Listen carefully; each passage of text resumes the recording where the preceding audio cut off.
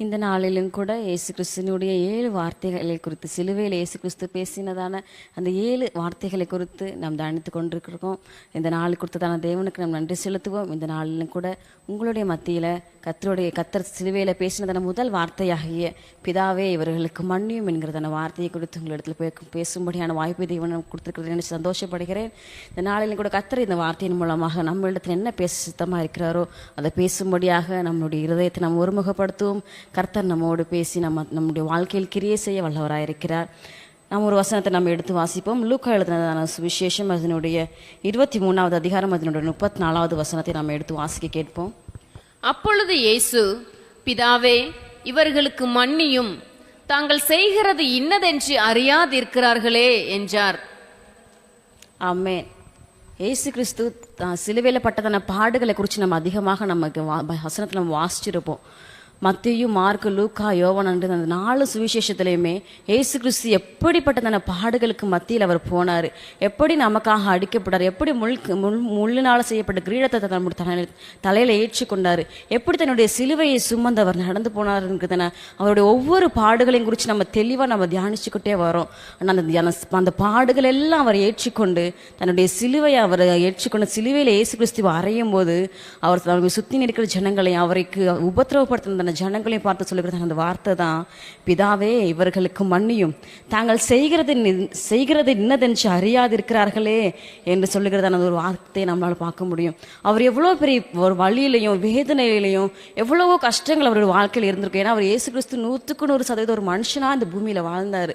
ஒரு மனுஷனாக அந்த பூமியில் வாழ்ந்ததுனால நம்மளால் ஒரு அடியை தாங்க முடியாது, ஒரு கஷ்டத்தை ஒரு காலில் முள்ளு குத்துறா கூட நம்மளால் தாங்க முடியாது. ஆனால் இயேசு கிறிஸ்து சிலுவையில் நமக்காக ஒவ்வொரு பாடுகளையும் இன்ச் பை இன்ச் அவருடைய சரீரத்தில் அவருக்கு அடிபடாத இடம்னு சொல்லி நம்ம எதையுமே சொல்ல முடியாது. அந்த அளவுக்கு தன்னுடைய சரீரத்தில் அடிகளையும் காயங்களையும் கஷ்டங்களும் அவர் ஏற்றுக்கொண்டு தன்னை கஷ்டப்படுத்தின ஜனங்கள் எல்லாரையும் பார்த்து அவர் சொல்றாரு, பிதாவே இவர்களுக்கு மன்னியும், தாங்கள் செய்கிறது இன்னதென்று அறியாதிருக்கிறார்களே என்று சொல்லி அந்த இயேசு கிறிஸ்து தன்னுடைய அந்த அன்பின் உச்சக்கட்டமான வார்த்தையை அந்த இடத்துல பேசுகிறத நம்மளால பார்க்க முடிகிறது. எல்லாருக்குமே சாதாரணமான எல்லாருக்குமே ஒரு மனுஷனுக்கு தன்னை காயப்படுத்த ஒரு மனுஷனை, தன்னை கஷ்டப்படுத்த ஒரு மனுஷனை உடனே மன்னிக்கணுன்ற ஒரு இருதயம் யாருக்குமே வராது.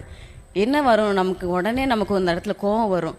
அவங்கள நம்ம எப்படி பழி வாங்கலாம், நம்ம என்ன செஞ்சால் அவங்கள நம்மளுடைய இருதயம் ஆறும் என்கிறதான காரியங்கள் குறித்து நம்ம செய்ய நினைப்போம். ஆனால் இயேசு கிறிஸ்து அந்த நொடியில் அவர் எதையும் குறித்து யோசிக்கலை. என்னை இவ்வளோ காயப்படுத்துகிறாங்களே ஆண்டவரே, என்னை இவ்வளோ கஷ்டப்படுத்துகிறாங்களே அப்படின்னு குறித்து அவர் எதையும் சிந்திக்கலை. அந்த சிலுவை சுமந்துட்டு வரும்போது கூட அந்த ஜனங்களை பார்த்து சொல்கிறாரு, நீங்கள் எனக்காக அழுகாதீங்க. ஏன்னா சில ஜனங்கள் இருந்தாங்க அந்த கூட்டத்திலையோ இயேசுவை சிலுவையில் அறையிறாங்களே என்று சொல்லி வருத்தப்படுகிறதான ஜனங்களும் அந்த கூட்டத்திலே அந்த இயேசுக்கு பின்னாடி நடந்து வந்தாங்க. அவங்கள பார்த்து இயேசு சொல்கிறார், நீங்கள் எனக்காக அழாதீங்க, உங்களுக்காகவும் உங்கள் பிள்ளைகளுக்காகவும் அழுங்கள் என்று சொல்லி இயேசு சொன்னதை பார்க்க முடியும். இந்த இடத்துல இயேசு சொல்லுகிறாரு, பிதாவே இவர்களை மன்னியும், தாங்க செய்கிறது இன்னதென்று அறியாமல் அவங்க பேசுகிறாங்கன்னு சொல்லி இயேசு கிறிஸ்து அந்த கனிவான வார்த்தையை அந்த ஜனங்களுக்கு அவர் சொல்லுகிறத நம்ம பார்க்க முடியும். இயேசு கிறிஸ்து சொன்ன அந்த முதல் வார்த்தை தான் இந்த வார்த்தை. இதில் நம்ம மன்னியும் அப்படின்ற ஒரு வார்த்தையை நம்ம பார்க்க முடியும். மன்னியும் அப்படின்னா ஃபர்கிவ்னஸ் அதில் உள்ள அந்த ஒரு வெர்பு என்னன்னா ஃபர்கிவ் அப்படின்ற அந்த வார்த்தையை குறித்து எனக்கு கொஞ்சம் நேரம் தியானிக்கும் போது ஆண்டவர் எனக்கு கொடுத்த ஒரு சின்ன ஒரு வெளிப்பாடு தான். ஃபர்கிவ் அப்படின்றது ஃபார் ப்ளஸ் கிவ். அந்த கிவ்ன்ற நம்ம மற்றவங்களுக்கு கொடுக்குற ஒரு காரியம். என்றைக்குமே நம்ம பெற்றுக்கொள்ள தான் நம்ம விரும்புமே தவிர மற்றவங்களுக்கு கொடுக்குறதுல நம்ம ஒரு மனுஷனுக்கு கொடுக்குறதுல கொஞ்சம் ஒரு 50% சொல்ல முடியாது, 30% கொடுக்குறதுக்கு ஒரு விருப்பம் இருந்தாலும் ஒரு 70% அவனுக்கு பெற்றுக்கொள்ள தான் விருப்பம் உள்ளதாக இருக்கும். ஆனால் இந்த இந்த ஃபர்கிவ்ன்ற வார்த்தையில் ஆண்டவர் ஃபார்கிவ், கொடு அப்படின்ற ஆண்டவர் சொல்றாரு. அந்த மன்னிப்பு நமக்கு இல்லை, மற்றவர்களுக்கு நம்ம கொடுக்கும் போது அந்த மன்னிப்பை நம்மளால பெற்றுக்கொள்ள முடியும். ஆமென், ஹல்லேலூயா. நம்ம எந்த அளவுக்கு மற்றவர்களுக்கு நம்ம கிவ் அண்ட் கெட், அந்த வார்த்தை தான் ஆண்டவர் கொடுத்ததான ஒரு வார்த்தை. அதை குறித்து நம்ம சில வார்த்தைகளை நம்ம தியானித்துட்டு நம்ம ஜெபிக்க போகிறோம்.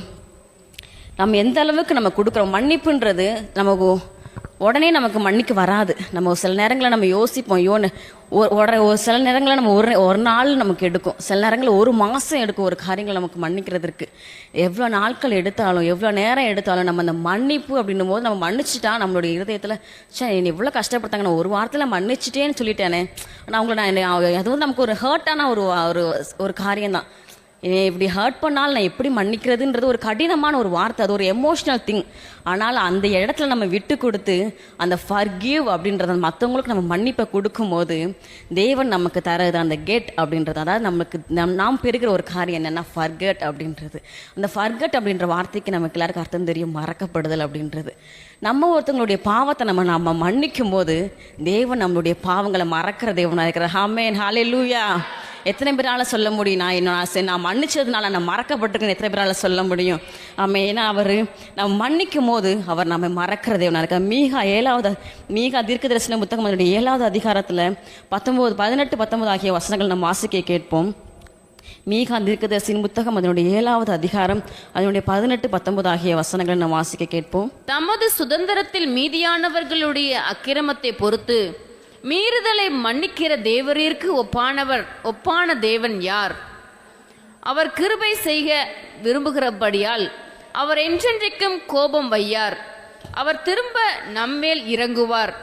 நம்முடைய அக்கிரமங்களை அடக்கி நம்முடைய பாவங்களை எல்லாம் சமுத்திரத்தின் ஆழங்களில் போட்டு விடுவார். ஆமென்.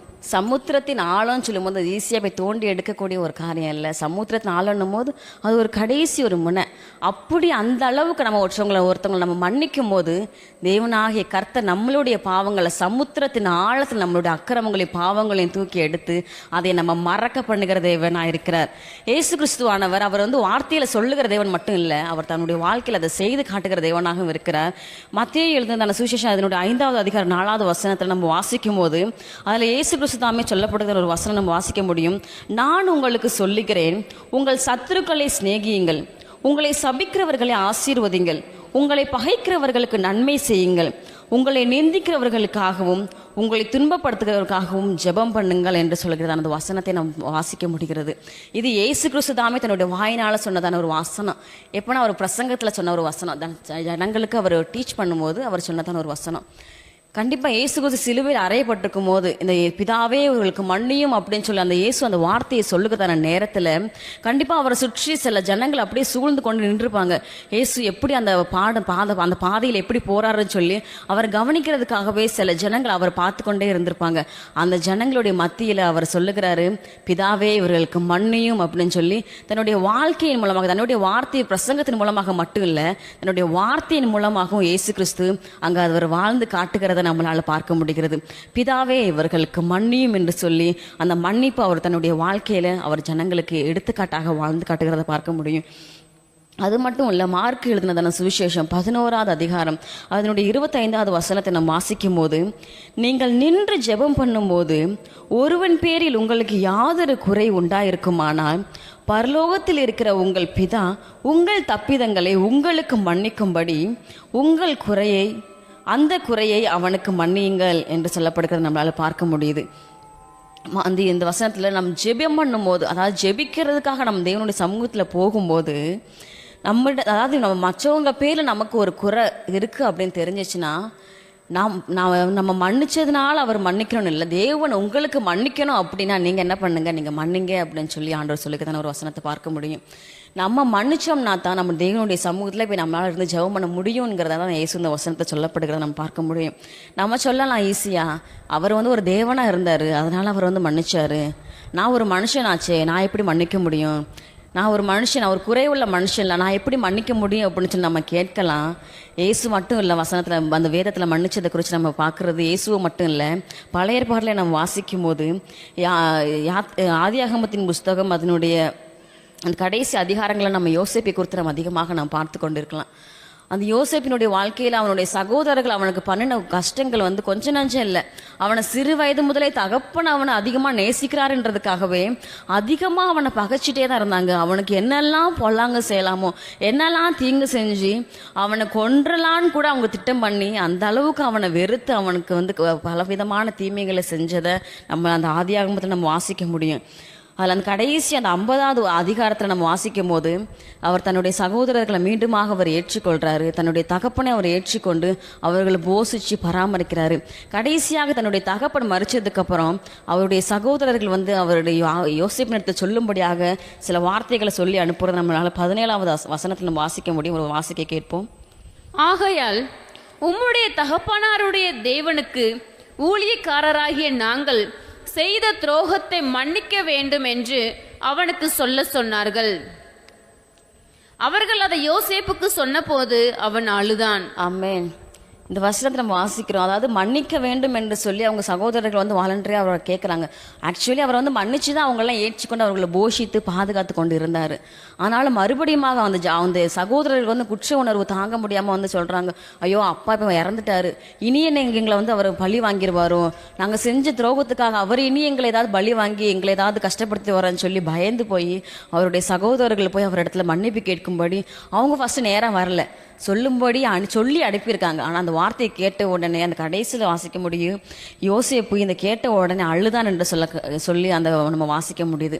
அந்த அழுகிறது எதுக்காக அப்படின்னா, அந்த ஒரு கம்பேஷன், அந்த சகோதரர்களை அவன் வந்து எந்த அளவுக்கு நேசிச்சான், எந்த அளவுக்கு மன்னிச்சான் அப்படின்ற அந்த ஒரு சம்பவத்தை அவன் அழுதான் அப்படின்ற அந்த ஒரு வார்த்தையில் நம்மளால புரிஞ்சு கொள்ள முடியுது. உண்மையாகவே ஒருத்தர் மேல் நம்ம பாசம் இருந்துச்சு, உண்மையிலேயே நம்ம ஒருத்தவங்களை மன்னிச்சோம்னா தான் அந்த அழுகை வந்து நம்மளுடைய இருதயத்தில் வரும். ஏன்னா ஒரு கல்லான இருதயத்தினால கண்டிப்பாக அழுக முடியாது. அவன் எந்த அளவுக்கு வந்து ஒரு மனுஷனாக இருந்தாலும் அவன் இயேசு கிறிஸ்து சிலுவையில் மன்னிச்சது போல தன்னுடைய சகோதரர்களை அவர் இந்த பூமியில் மன்னிச்சு அவங்களுக்கு நல்ல வாழ்க்கையும் கொடுத்ததை பார்க்க முடியும். அது மட்டும் இல்லை, அப்போஸ்தலனுடைய நடவடிக்கைகள் அதனுடைய 7வது அதிகாரத்தை நம்ம வாசிக்கும் போது ஸ்தேவானை குறித்து நம்ம பார்க்க முடிகிறது. சேவன் ஆண்டருடைய சமூகத்தில் அவனை வந்து உபத்திரவப்படுத்துகிறாங்க. ஏன்னா அவன் வந்து கர்த்தருடைய வார்த்தையை குறித்து பிரசங்கம் பண்ணதுனால அவனை வந்து உபத்திரவப்படுத்தி அவனை கல் எறிஞ்சு கொள்கிறாங்க. ஆனால் அந்த கடைசி நேரத்தில் இயேசு கிறிஸ்துவை போல அவன் அந்த இயேசு கிறிஸ்து மன்னிச்சது போல் அவன் என்ன பண்ணுறான் அப்படின்னா, பிதாவே இவர்களை என்னை உபத்திரவம் பண்ணிடுறவர்களை மன்னியும் என்று சொல்கிறத நான் பார்க்க முடியும். அப்போஸ்தலனுடைய நடவடிக்கைகள் 7வது அதிகாரம் இதனுடைய 60வது வசனத்தை நம்ம வாசிக்க கேட்போம். அவனோ முழங்கார் படியிட்டு, ஆண்டவரே இவர்கள் மேல் இந்த பாவத்தை சுமத்தாதிரும் என்று மிகுந்த சத்தமிட்டு சொன்னான். இப்படி சொல்லி நித்திரை அடைந்தான். இவர்கள் மேல் இந்த பாவத்தை சுமத்தாதிரும் என்று சொல்லி மிகுந்த சத்தமிட்டு சொன்னான் என்று சொல்லுகிறத நாம் பார்க்க முடியும். அதுதான் அந்த மன்னிப்பினுடைய அந்த வெளிப்பாடு தான் இந்த வார்த்தை அவனுடைய வாயிலிருந்து வருகிறது. நான் வந்து இவங்களை முழுமையாக நான் மன்னிக்கிறேன், அதனால இவங்க செஞ்ச குற்றத்தை அவங்க மேலே நீங்கள் சுமத்தாதீங்க. மன்னிப்புன்னு சொல்கிறது ஒருத்தவங்களை நம்ம தண்டிக்கிறதுக்கு பதிலாக அவங்களுக்கு நம்ம இறக்கம் காட்டுறது தான் மன்னிப்புன்றது. அந்த காரியத்தை தான் இங்கே ஸ்தேவான் செய்கிறத நம்மளால் பார்க்க முடியுது. ஏன்னா இவங்க என் மேலே செஞ்ச அந்த பாவத்தை வந்து நீங்கள் அவங்க மேலே சுமத்தாதிருங்க அப்படின்னு சொல்லி தன்னுடைய கடைசியில் அவர் அப்படி சொல்லி தன்னுடைய ஜீவனை விடுகிறத நம்மளால் பார்க்க முடியும். அதை தொடர்ந்து நம்ம நிருபங்களை நம்ம வாசித்தோம்னா பவுல் வந்து இதை குறித்து அதிகமாக பிரசங்கம் பண்ணுறத பார்க்க முடியும். நீங்கள் ஒருவருக்கொருவர் மன்னிங்க. எப்படி நீங்கள் மன்னிக்கணும் அப்படின்னா, கிறிஸ்து உங்களுக்கு மன்னித்தது போல, கிறிஸ்து மூலமாக தேவன் உங்களுக்கு மன்னித்தது போல நீங்கள் அவர்களை நீங்கள் ஒருவருக்கொருவர் மன்னிங்க என்று சொல்கிறத பார்க்க முடியும். எபேசியர் 4:32 வாசிக்கும் போது, ஒருவருக்கு ஒருவர் தயவாயும் மன உருக்கமாயும் இருந்து கிறிஸ்துவுக்குள் தேவன் உங்களுக்கு மன்னித்தது போல நீங்களும் ஒருவருக்கு ஒருவர் மன்னியுங்கள் என்று சொல்லுகிறத நம்மளால் பார்க்க முடியும். கிறிஸ்துவுக்குள் தேவன் உங்களை மன்னித்தது. கிறிஸ்துவோட மன்னிப்பு என்று சொல்லுகிறது அது ஒரு சாதாரணமான மன்னிப்பு இல்லை. அவர் தன்னோட அந்த கடைசி வரையிலும் ஜனங்களை மன்னித்து அவங்க மேலே எந்த குற்றமும் சுமராதபடிக்கு அந்த கடைசி அந்த ஒரு கம்ப்ளீட்டான அந்த மன்னிப்பை கொடுத்தாரு. அதுபோல் ஒரு மன்னிப்பை நம்மளும் கொடுக்கணும் என்பதை தான் பவுல் அங்கே பிரசங்கிக்கிறத நம்மளால் பார்க்க முடியும்.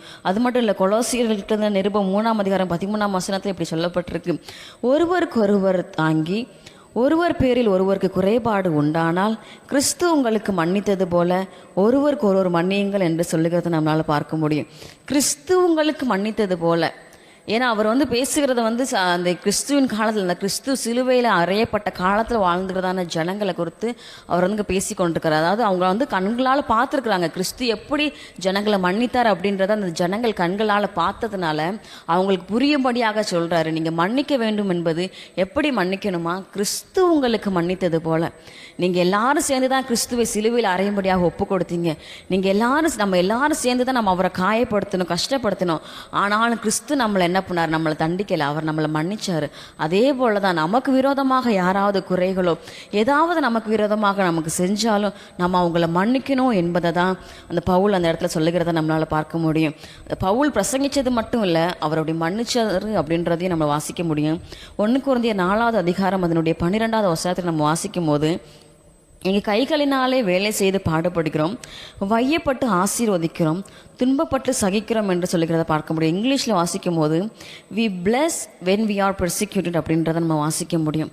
அதாவது நாங்கள் உபத்திரவப்படும் போது நாங்கள் வந்து ஆசீர்வதிக்கிறோம் அப்படின்னு பவுல் சொல்லுகிறத நம்மளால் பார்க்க முடிகிறது. அதாவது அவங்கள உபத்திரவப்படுத்தாலும் அந்த ஆசீர்வதிக்கிறதுன்றது சாதாரணது இல்லை, அது மன்னிச்சதுனால தான் அந்த ஆசீர்வாதம் அவங்களோட வாயிலிருந்து வருகிறது. சில நேரங்களில் நம்மளை ஏதாவது கஷ்டப்பட்டால் நம்ம வாயில் சாபமான வார்த்தைகள் நம்ம வாயில் வருது. ஆனாலும் அது இல்லை தேவன் நம்ம இடத்துல விரும்புகிறது. நம்மளை நிந்திக்கிறவர்களையும் நம்மளை வந்து துன்பப்படுத்துகிறவர்களையும் நம்மளை வேதனைப்படுத்துகிறவர்களையும் நம்ம ஆசீர்வதிக்கணும் என்பது தான் கர்த்தர் நம்ம இடத்துல விரும்புகிற ஒரு காரியமாக இருக்கிறது. நம்ம வசனத்தில் சில உதாரணங்களை பார்த்தோம். அது மட்டும் இல்லை, இந்த உலகத்தில் நம்ம பார்க்க முடியும். கிரஹாம் ஸ்டெயின்ஸ் அப்படின்றதான ஒரு மிஷினரி நம்மளுடைய இந்திய தேசத்தில் ஒரிசாவில் ஒரு லெப்ரசி மத்தியில் ஊழியம் செய்வதற்காக மிஷினரியாக குடும்பமாக வந்து இங்கே ஊழியம் செய்ததான அந்த குடும்பத்தை குறித்து நம்ம கேள்விப்பட்டிருக்கிறோம். நிறையா வீடியோஸ் பார்த்துருக்குறோம். அவங்களை குறித்து நம்ம நியூஸ் நம்ம கேள்விப்பட்டிருக்கிறோம். அவங்களும் வந்து மனுஷருக்கு தீமை செய்யலை, அவங்க நன்மை தான் செஞ்சாங்க. ஆனால் நன்மை செஞ்சதுனால அவங்களுக்கு வந்து பிரதிபலன் என்னன்னு நம்ம பார்த்தோன்னா, அவங்களுக்கு வந்தது அவங்கள குடும்பமாக அவங்க கிரஹாம் ஸ்டெயின்ஸ் அவங்களுடைய 2 பிள்ளைங்களையும் காரில் இருக்கும்போது அவங்கள உயிரோடு தீயை கொளுத்தி எரிச்சினை தான் நம்ம பார்க்க முடியும்.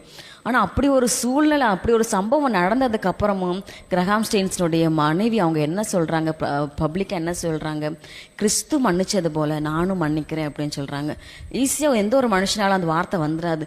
கிறிஸ்துவனுடைய சாயலும் கிறிஸ்துவனுடைய குணாதிசயங்கள் நம்மளிடத்துல இருக்குமானால் மட்டும்தான் அந்த மன்னிப்பு என்கிறதான ஒரு காரியம் நம்மளுடைய உள்ளத்திலிருந்து வருகும்.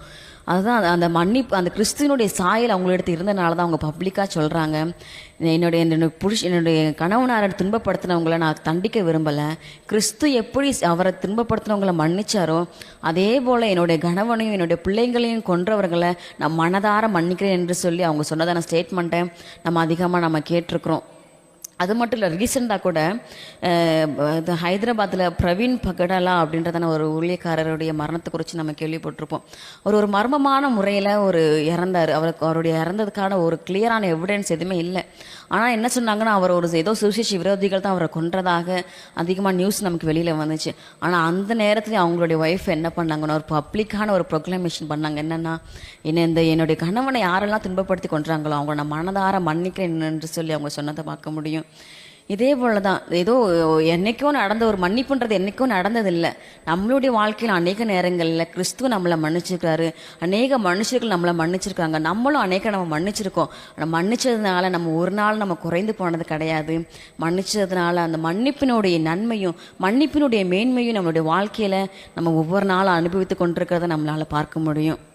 இந்த நேரத்துலையும் கூட இந்த வார்த்தையை கேட்டுக்கொண்டிருக்கிறத யாராக இருந்தாலும், ஒருவேளை எத்தனையோ நன்மைகளை நம்ம கெட் பண்ண முடியாததற்கு, அதை பெற முடியாததற்கு, நம்ம அநேக நேரத்தில் நம்மளால் கிவ் பண்ண முடியாத அந்த ஒரு தடையாக தான் இருக்கலாம். இந்த ஃபர்கிவ் அப்படின்ற அந்த நன்மை, அந்த மன்னிப்பை நம்ம வந்து கொடுக்காததுனால எத்தனையோ ஆசீர்வாதங்களையும் எத்தனையோ நன்மைகளையும் நம்மளால் கெட் பண்ண முடியாத ஒரு சூழ்நிலை இந்த நாட்களில் காணப்படுகலாம். இந்த வார்த்தையை கேட்டுக்கொண்டிருக்கிற யாராக இருந்தாலும் இந்த நேரத்தில் இந்த சத்தத்தை கேட்கிற நீங்கள் எங்கே இருந்தாலும் கர்த்தர் உங்களிடத்தில் சொல்லுகிற ஒரு காரியம், அநேக காரியங்கள் உங்களிடத்தில் பெற்றுக்கொள்ள முடியாதபடிக்கு, கர்த்தர் உங்களுக்கென்று வைத்திருக்கிறதான அநேக நன்மைகளை பெற முடியாதபடிக்கு, எத்தனையோ ஆசீர்வாதத்திற்கு கர்த்தர் உங்களுக்கென்று கொடுக்க இருந்ததான அந்த நீங்க கெட் பண்றதுக்கு இருந்ததான அந்த அநேக காரியங்களுக்கு நீங்க கிவ் பண்ண முடியாத ஒரு தடை தான் இன்னைக்கு உங்களுக்கு தடையா இருக்குது என்பதை கர்த்தர் இந்த நேரத்தில் உணர்த்துகிறாரு.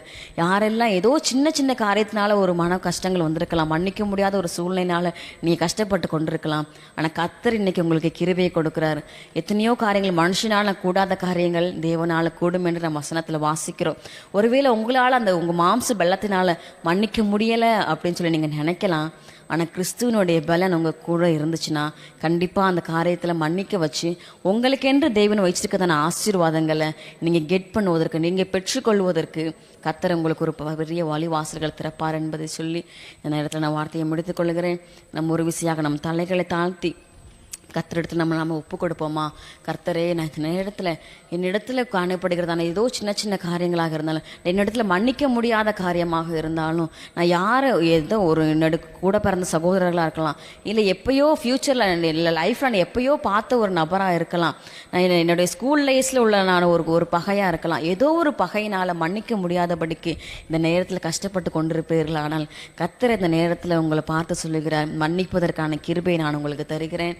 இந்த நேரத்தில் உங்களுடைய இருதயங்களை எனக்கு நீங்கள் ஒப்பு கொடுங்க. நான் உங்கள் வாழ்க்கையில் கிரியை செய்ய வல்லவராக இருக்கிறேன் என்று சொல்லுகிறார். நம் கண்களை மூடி நாம் ஜெபிப்போம். பரிசுத்தமுள்ள தேவனே, உம்மை நாங்கள் துதிக்கிறோம், ஸ்தோத்தரிக்கிறோம். இயேசப்பா, ஆண்டவரே, மன்னிப்பு என்பது இயேசப்பா எங்களுடைய எமோஷனல் ரீதியானது. ஆண்டவரே இயேசப்பா, எங்களுடைய மாம்ச பலத்தினால அந்த மன்னிப்பு சீக்கிரம் வராது என்பதை நாங்கள் அறிந்திருக்கிறோம் இயேசப்பா. ஆனாலும் அந்த ஆண்டவரே இயேசப்பா, எங்கள் மாம்சத்தை நாங்கள் கீழே அடக்கி உம்முடைய ஆவியின் பலத்தினால இயேசப்பா நாங்கள் மன்னிக்கும் போது, அந்த ஃபர்கிவ் பண்ணும்போது இயேசப்பா, அந்த ஃபர்கட் என்கிறத அந்த ஆசீர்வாதத்தை, அந்த கெட் என்கிறத அந்த ஆசீர்வாதத்தை இயேசப்பா எங்கள் வாழ்க்கையில் நாங்கள் முழு நிச்சயமாக அனுபவிப்போம் என்கிறத நாங்கள் விசுவாசிக்கிறோம். ஆண்டவரே, நீர் எங்களுக்கு கிருபை செய்வீராக ராஜா. உம்முடைய ஆவியின் வெள்ளத்தை நீர் எங்களுக்கு தாங்க என்று சொல்லி கேளுங்க. ஹல்லேலூயா. உம்மை ஸ்தோத்தரிக்கிறோம், ஸ்தோத்தரிக்கிறேன் இயேசப்பா. மன்னியுங்கள் என்று சொன்னவரே, மன்னிக்கும் இதயம் தாரும். மன்னியுங்கள் என்று சொன்னவரே, மன்னிக்கும் இதயம் தாரும். மன்னிக்கும் இதயம் தாரும். மன்னிக்கும் இதயம் தாரும். மன்னிக்கும் இதயம் தாரும். மன்னிக்கும் இதயம் தாரும். மன்னியுங்கள் என்று சொன்னவரே, மன்னிக்கும் இதயம் தாரும். மன்னியுங்கள் என்று சொன்னவரே, மன்னிக்கும் இதயம் தாரும். மன்னியுங்கள் என்று சொன்னவரே, மன்னிக்கும் இதயம் தாரும். மன்னியுங்கள் என்று சொன்னவரே, மன்னிக்கும் இதயம் தாரும். எஸ்ஸப்பா, ஆண்டவரே, ஒரு மன்னிக்கத்தான இருதயத்தை எங்கள் ஒவ்வொருவருக்கும் தந்து எஸ்ஸப்பா, உம்மிடத்திலிருந்து நாங்கள் பெற வேண்டியதான ஆசீர்வாதங்களையும் நன்மைகளையும் எங்கள் வாழ்க்கையை நாங்கள் அதிகமாக பெற்றுக்கொள்ள கர்த்தனை எங்களுக்கு கிருபை செய்வீராக ராஜா. எஸ்ஸப்பா, நீர் எங்களோடு பேசினதற்காக நன்றி. இந்த வார்த்தை கேட்டுக்கொண்டிருக்கிறதான பிள்ளைங்களுடைய வாழ்க்கையில் நீர் கிரியை செய்கிறதுக்காக உமக்கு நன்றி செலுத்துகிறோம். நீரே பெரிய காரியங்களை செய்யுங்க. இயேசு கிறிஸ்து நாமத்தில் ஜெபிக்கிறோம் எங்கள் ஜீவனில் நல்ல பிதாவே. ஆமேன், ஆமேன்.